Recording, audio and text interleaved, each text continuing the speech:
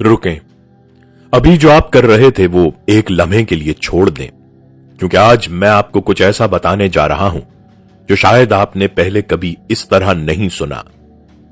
आज से 1400 साल पहले एक ऐसी किताब नाजिल हुई जिसमें 4 कहानियां थी।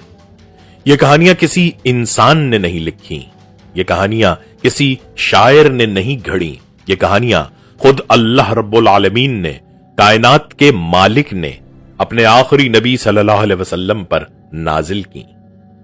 और आज 1400 साल बाद ये 4 कहानियां उतनी ही जिंदा हैं जितनी उस दिन थी जब पहली बार नाजिल हुई। क्यों? क्योंकि ये कहानियां किसी एक जमाने की नहीं है, ये हर जमाने की हैं। ये आपकी कहानी है, मेरी कहानी है, हर उस इंसान की कहानी है जो इस दुनिया में जिंदगी गुजार रहा है। मैं बात कर रहा हूं सूरह अल कहफ की। कुरान करीम की 18वीं सूरत, वो सूरत जो हर जुमे पढ़ने का हुक्म है, वो सूरत जो दज्जाल, दुनिया के सबसे बड़े फितने से हिफाजत करती है, वो सूरत जिसमें अल्लाह ने जिंदगी के 4 सबसे बड़े इम्तिहानों का जवाब दिया है। आज हम इन 4 कहानियों में दाखिल होंगे एक एक करके गहराई से। लेकिन मैं आपसे एक वादा चाहता हूं, ये वीडियो आखिर तक देखें, क्योंकि आखिर में जो बात मैं कहूंगा वो शायद आपकी पूरी सोच बदल दे। शुरू करते हैं। बिस्मिल्लाहिर्रहमानिर्रहीम। सूरह अल कहफ क्या है? सूरह अल कहफ यानी गार की सूरत। यह कुरान करीम की वो सूरत है जिसे नबी करीम सल्लल्लाहु अलैहि वसल्लम ने खास तौर पर जुमे के दिन पढ़ने की ताकीद फरमाई। हजरत अबू सईद खदरी रज़ियल्लाहु ताला अन्हु से रिवायत है कि नबी करीम सल्लल्लाहु अलैहि वसल्लम ने फरमाया, जो शख्स जुमे के दिन सूरह अल कहफ पढ़े, अल्लाह उसके लिए 2 जुमों के दरमियान नूर रोशन कर देता है।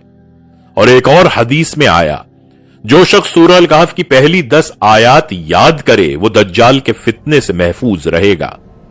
जरा सोचें, दज्जाल जिसे नबी करीम सल्लल्लाहु अलैहि वसल्लम ने आदम अलैहिस्सलाम से लेकर कयामत तक का सबसे बड़ा फितना करार दिया, उससे हिफाजत का जरिया ये सूरत है। लेकिन सवाल यह है कि यह सूरत इतनी ताकतवर क्यों है? इसमें ऐसा क्या है? जवाब यह है कि इस सूरत में अल्लाह ने जिंदगी के 4 बुनियादी इम्तिहानों को 4 कहानियों के जरिए बयान किया है। पहला इम्तिहान ईमान का, दूसरा इम्तिहान दौलत का, तीसरा इम्तिहान इल्म का, चौथा इम्तिहान ताकत का।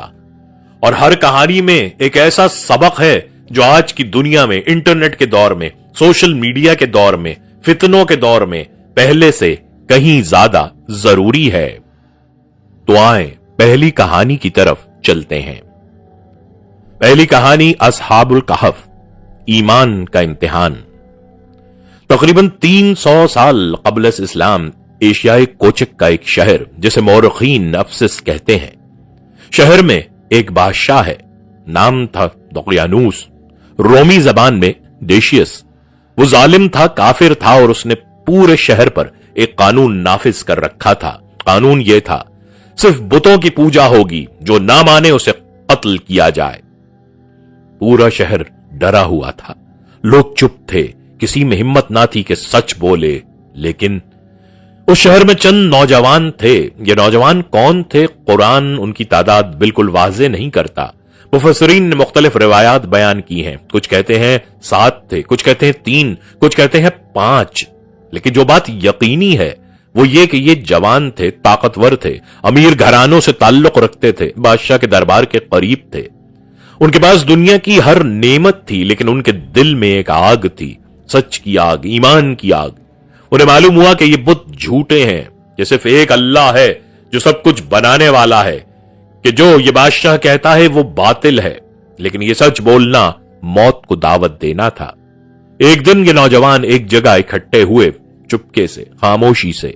उन्होंने एक दूसरे को देखा और फिर एक ने वो बात कही जो सबके दिल में थी, हम उससे डरेंगे नहीं, हम बुतों की पूजा नहीं करेंगे, हमारा रब सिर्फ वो है जिसने आसमान और जमीन बनाई। और फिर उन्होंने अल्लाह से दुआ की, वो दुआ जो कुरान ने महफूज की, ऐ हमारे रब, हमें अपनी तरफ से रहमत अता फरमा और हमारे मामले में हमारे लिए राह दुरुस्ती मुहैया फरमा। इसके बाद वो उठे, शहर छोड़ा, घर छोड़ा, माल दौलत रुतबा सब कुछ छोड़ा اور ایک غار کی طرف چل دیے۔ جب وہ غار میں پہنچے اور لیٹ گئے، اللہ نے انہیں نیند میں ڈال دیا، لیکن یہ کوئی عام نیند نہیں تھی۔ اللہ نے ان کی حفاظت کا خاص انتظام کیا۔ قرآن کہتا ہے کہ ان کی آنکھیں کھلی رہتی تھیں تاکہ کوئی ڈرے نہیں۔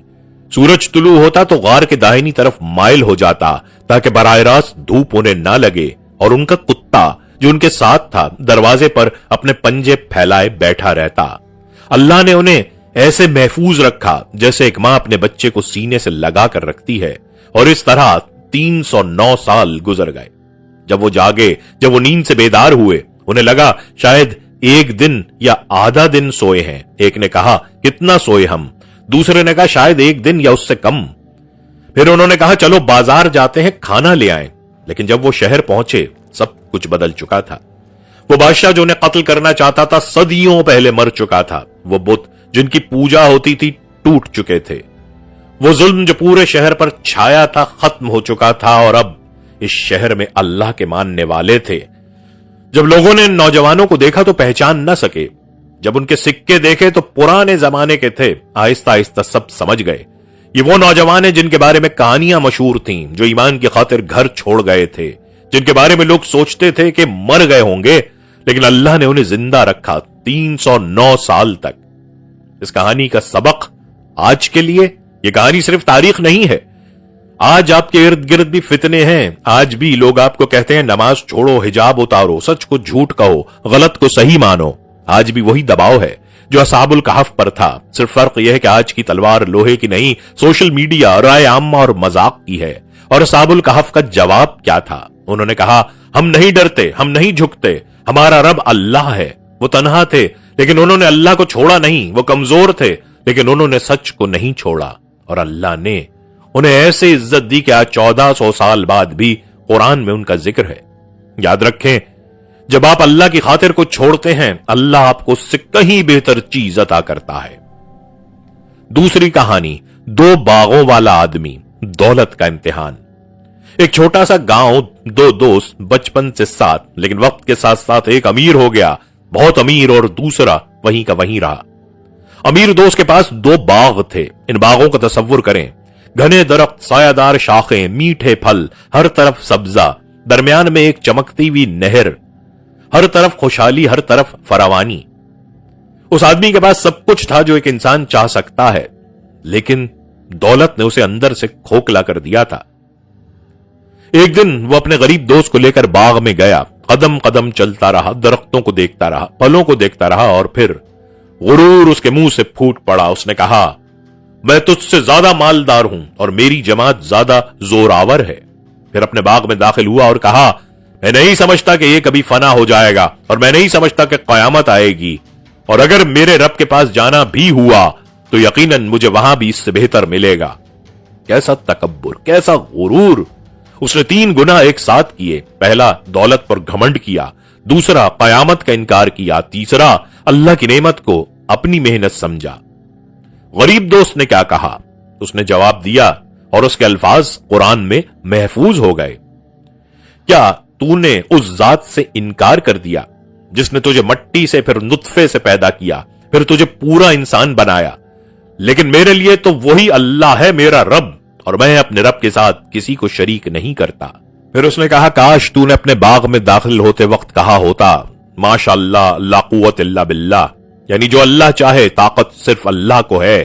یہ وہ الفاظ ہیں جو آج بھی ہمیں پڑھنے چاہیے جب ہم کوئی نئی نعمت دیکھیں، اپنا گھر دیکھیں، اپنی گاڑی دیکھیں، اپنے بچے دیکھیں، ماشاء اللہ لا قوت الا باللہ۔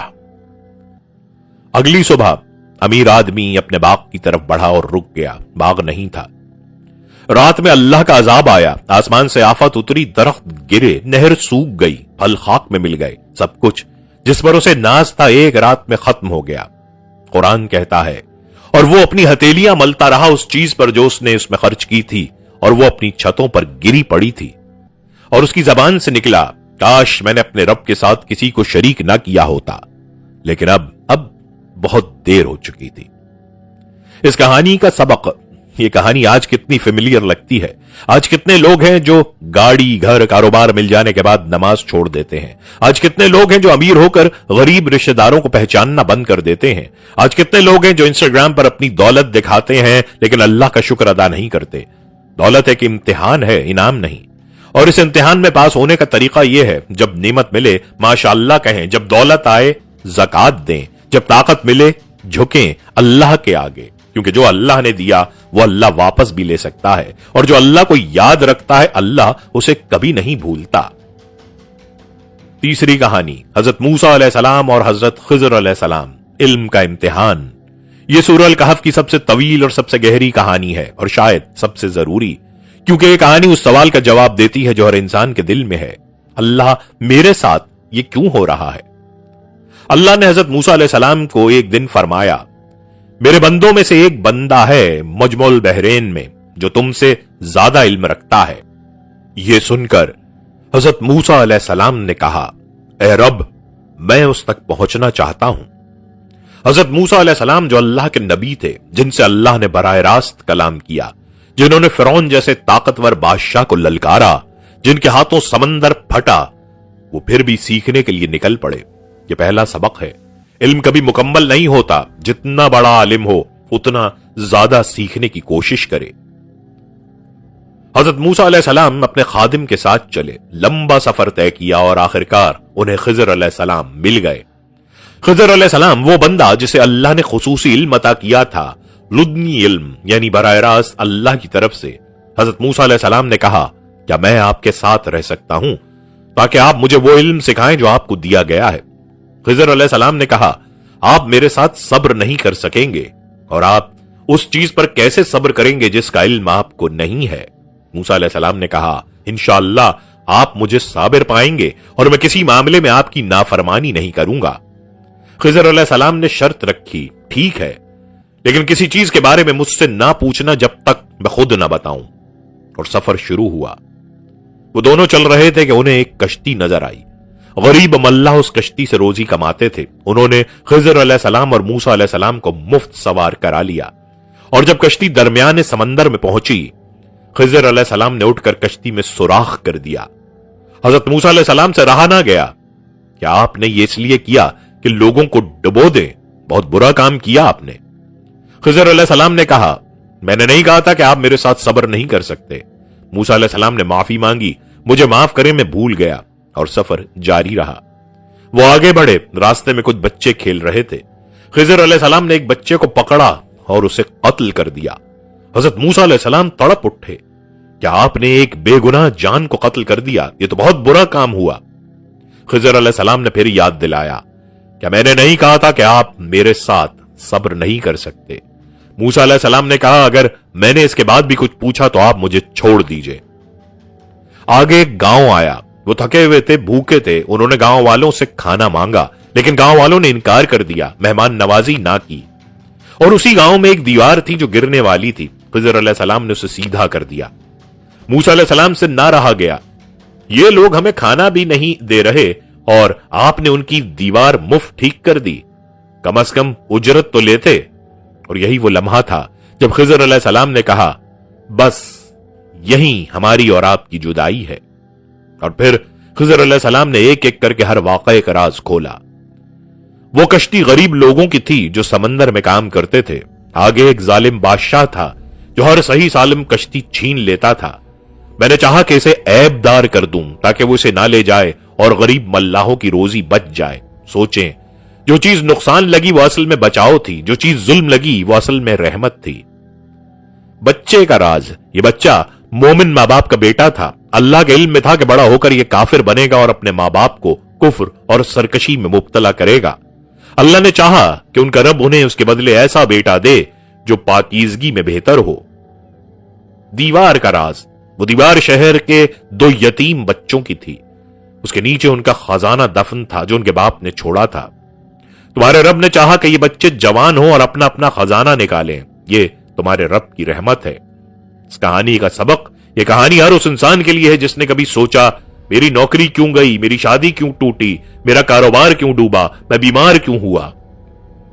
شاید وہ نوکری جانا آپ کو ایک بہتر راستے کی طرف موڑنا تھا، شاید وہ رشتہ ٹوٹنا آپ کو کسی بڑے نقصان سے بچانا تھا، شاید وہ بیماری آپ کو اللہ کے قریب لانا تھا۔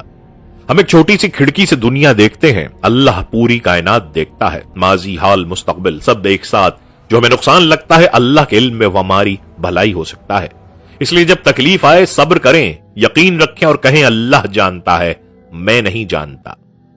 چوتھی کہانی ذوالقرنین یعنی طاقت کا امتحان، اور یہ کہانی شاید سب سے زیادہ ضروری ہے آج کی دنیا کے لیے، جہاں طاقتور ظالم ہے، جہاں پیسے والے بے ایمان ہیں، جہاں رہنما اپنے لوگوں کو بھول گئے ہیں۔ ذوالقرنین کون تھے؟ مفسرین کے درمیان اختلاف ہے، لیکن بیشتر کا کہنا ہے کہ یہ ایک عظیم عادل بادشاہ تھے جو اللہ کے سچے بندے تھے۔ اللہ نے انہیں کیا دیا؟ قرآن کہتا ہے، اور ہم نے اسے زمین میں قدرت دی اور ہم نے اسے ہر چیز کا ذریعہ دیا، یعنی اللہ نے انہیں طاقت دی، وسائل دیے، رسائی دی مشرق سے مغرب تک۔ ذوالقرنین نے مغرب کی طرف سفر کیا، وہاں پہنچے تو ایک قوم ملی۔ اللہ نے فرمایا، اے ذوالقرنین، آپ چاہیں تو انہیں سزا دیں اور چاہیں تو ان سے نیکی کریں۔ ذوالقرنین نے کیا کہا؟ جو ظلم کرے گا ہم اسے سزا دیں گے، اور جو ایمان لائے گا اور نیک کام کرے گا اس کے لیے بھلائی ہے۔ طاقت ملی، انصاف کیا، قدرت ملی، ظلم نہیں کیا۔ پھر مشرق کی طرف گئے، ایک ایسی قوم کے پاس پہنچے جو سورج کے سامنے بے آڑ تھی، کوئی چھت نہ تھی، کوئی سایہ نہ تھا۔ انہوں نے ان کی مدد کی، ان کا حال دیکھا، آگے بڑھے۔ پھر وہ دو پہاڑوں کے درمیان پہنچے، وہاں ایک قوم تھی جو ایک اجنبی زبان بولتی تھی، وہ مصیبت میں تھے۔ انہوں نے ذوالقرنین سے کہا، یاجوج اور ماجوج اس زمین میں فساد کرتے ہیں، کیا ہم آپ کے لیے کچھ خرچ کریں اس شرط پر کہ آپ ہمارے اور ان کے درمیان ایک رکاوٹ بنا دیں؟ ذوالقرنین نے کیا کہا؟ جو میرے رب نے مجھے دیا ہے وہ بہتر ہے، تم مجھے پیسہ مت دو، بس اپنی محنت لاؤ۔ کیا شاندار جواب! طاقت ہو تو پیسہ نہیں مانگتے، خدمت کرتے ہیں، وسائل ہوں تو لوٹتے نہیں، تعمیر کرتے ہیں۔ اور پھر انہوں نے دیوار بنائی، لوہے کے ٹکڑے لائے، بھٹیوں میں گرم کیا، پھر پگھلا ہوا تانبا اوپر سے ڈالا، ایک دیوار جو لوہے اور تانبے سے بنی، جسے یاجوج ماجوج نہ کاٹ سکے نہ پھاند سکے۔ لوگ محفوظ ہو گئے۔ اور ذوالقرنین نے کیا کہا؟ یہ میرے رب کی رحمت ہے، میری طاقت نہیں، میری ذہانت نہیں، میرے وسائل نہیں، یہ میرے رب کی رحمت ہے۔ اس کہانی کا سبق آج کے لیے، ذوالقرنین کے پاس جو تھا آج بھی لوگوں کے پاس ہے۔ کسی کے پاس پیسہ ہے، کسی کے پاس اثر و رسوخ ہے، کسی کے پاس علم ہے، کسی کے پاس آواز ہے، سوشل میڈیا پر لاکھوں فالوورز ہیں۔ سوال یہ ہے، آپ اس طاقت کو کس طرح استعمال کر رہے ہیں؟ کیا آپ اس سے لوگوں کی مدد کرتے ہیں یا صرف اپنی تعریف کرواتے ہیں؟ کیا آپ اس سے انصاف کرتے ہیں یا ظالم کا ساتھ دیتے ہیں؟ طاقت، چاہے مال ہو، علم ہو یا اثر، ایک امانت ہے، اللہ کی امانت، اور امانت میں خیانت کا حساب ضرور ہوگا۔ ان چاروں کہانیوں کا خلاصہ کیا ہے اور آج کا فتنہ کیا ہے؟ اب ایک لمحے کے لیے پیچھے ہٹیں، دیکھیں اللہ نے سورہ الکہف میں 4 کہانیاں کیوں بیان کی؟ کیونکہ یہ 4 کہانیاں 4 آئینے ہیں۔ ہر کہانی آپ کو اپنی زندگی کا ایک پہلو دکھاتی ہے۔ پہلا آئینہ ایمان، کیا آپ کا ایمان مضبوط ہے؟ جب دنیا دباؤ ڈالے تو کیا آپ ڈٹے رہتے ہیں جیسے اصحاب الکہف ڈٹے رہے؟ دوسرا آئینہ دولت، کیا دولت نے آپ کو بدلا ہے؟ کیا آپ جتنے امیر ہوئے اتنے ہی اللہ سے قریب ہوئے یا دور؟ کیا آپ اللہ کا شکر ادا کرتے ہیں؟ تیسرا آئینہ علم، کیا آپ اللہ پر بھروسہ رکھتے ہیں؟ جب سمجھ نہیں آتی کیا آپ صبر کرتے ہیں؟ جب تکلیف آتی ہے یا آپ اللہ سے سوال کرتے ہیں کہ یہ کیوں ہوا؟ چوتھا آئینہ طاقت، آپ کے پاس جو کچھ ہے کیا آپ اسے اللہ کی راہ میں لگاتے ہیں؟ کیا آپ انصاف کرتے ہیں؟ کیا آپ کمزوروں کی مدد کرتے ہیں؟ اب وہ بات جو میں نے شروع میں کہی تھی، دجال کا فتنہ۔ نبی کریم صلی اللہ علیہ وسلم نے فرمایا کہ دجال کے پاس 4 چیزیں ہوں گی۔ وہ ایمان کا دعویٰ کرے گا لیکن جھوٹا ہوگا، وہ بے تحاشا دولت رکھے گا اور لوگوں کو لالچ دے گا، وہ علم کا دعویٰ کرے گا، جادو سے چمتکار دکھائے گا، وہ طاقت کے ساتھ آئے گا اور لوگوں کو مجبور کرے گا۔ یعنی دجال کے 4 ہتھیار وہی 4 ہیں جن کا امتحان سورہ الکہف میں ہے۔ کیا یہ اتفاق ہے؟ نہیں، اللہ نے پہلے سے ہمیں تیار کیا ہے۔ جو شخص ایمان میں مضبوط ہے، دجال کا جھوٹ اسے نہیں ڈرا سکتا۔ جو شخص دولت کے لالچ سے آزاد ہے، دجال کی دولت اسے نہیں لبھا سکتی۔ جو شخص اللہ کے علم پر بھروسہ رکھتا ہے، دجال کا جادو اسے نہیں بہکا سکتا۔ جو شخص طاقت کے آگے نہیں جھکتا، دجال کی طاقت اسے نہیں توڑ سکتی۔ سورہ الکہف پڑھنا صرف ثواب نہیں ہے، یہ تربیت ہے، روح کی تربیت، دل کی تربیت، اس دنیا کے سب سے بڑے فتنے کے لیے تیاری۔ آخری بات، اس سورت کو اپنی زندگی میں لائیں۔ پیارے دوستو، آج کی ویڈیو میں ہم نے 4 کہانیاں سنی، لیکن یہ کہانیاں سننے کے لیے نہیں تھی، یہ جینے کے لیے ہیں۔ اصحاب الکہف نے ہمیں سکھایا ایمان پر ڈٹے رہو، 2 باغوں والوں نے ہمیں سکھایا اللہ کا شکر کرو، موسیٰ اور خضر نے ہمیں سکھایا اللہ پر بھروسہ رکھو، ذوالقرنین نے ہمیں سکھایا طاقت سے انصاف کرو، اور اللہ نے ان سب کو ایک سورت میں جمع کیا تاکہ ہم ہر جمعے اسے پڑھیں اور یاد دہانی کریں۔ تو آج کا عہد کریں، ہر جمعے سورہ الکہف پڑھیں گے، کم از کم پہلی اور آخری 10 آیات ضرور پڑھیں گے، اور جب پڑھیں تو صرف الفاظ نہ پڑھیں، معنی کو دل میں اتاریں، کیونکہ قرآن پڑھنا ثواب ہے، لیکن قرآن کو سمجھنا اور اپنانا یہ انقلاب ہے۔ اگر اس ویڈیو نے آپ کے دل کو چھوا تو ایک کام ضرور کریں، اسے کسی ایسے دوست یا رشتہ دار کو بھیجیں جو آج کل مشکل وقت سے گزر رہا ہے، کیونکہ شاید یہ ویڈیو انہی کے لیے تھی، اور آپ اس نیکی کا وسیلہ بنیں۔ اللہ آپ کو، آپ کے گھر کو، آپ کے دل کو اور آپ کے ایمان کو محفوظ رکھے۔ جزاک اللہ خیرن۔ اللہ حافظ۔